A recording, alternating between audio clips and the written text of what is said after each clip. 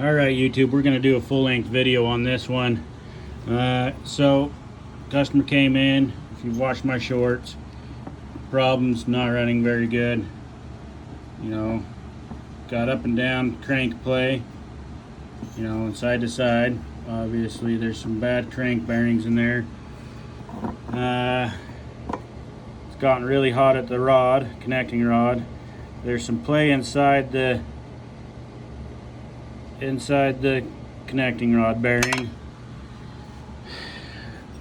Aftermarket cylinder, aftermarket piston, out around on the exhaust side.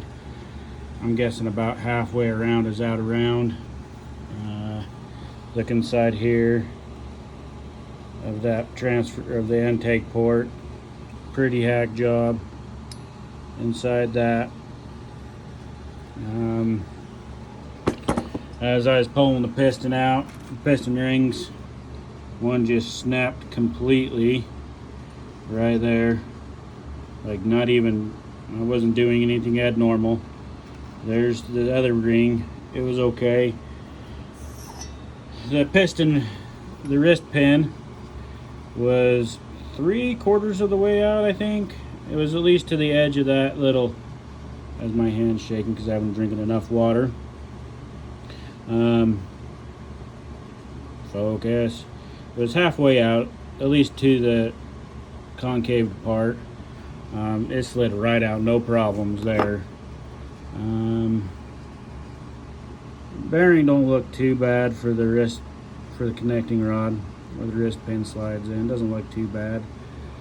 I'm guessing, if I was a guessing man, the reason that the other people put a aftermarket part in is probably went into a lean and did a lean seize on it. As you can see, those boots should be completely around.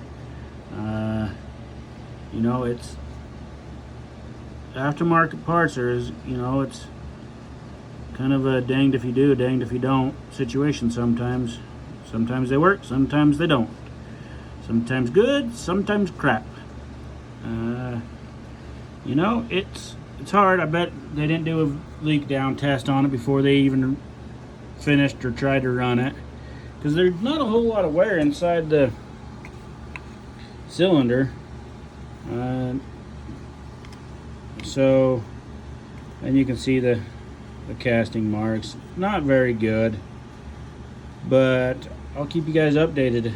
See if the customer wants me to put OEM parts. I will not put aftermarket parts on a concrete saw. Demo saws get enough abuse. They don't need to have secondary aftermarket failure on them. Thanks, YouTube.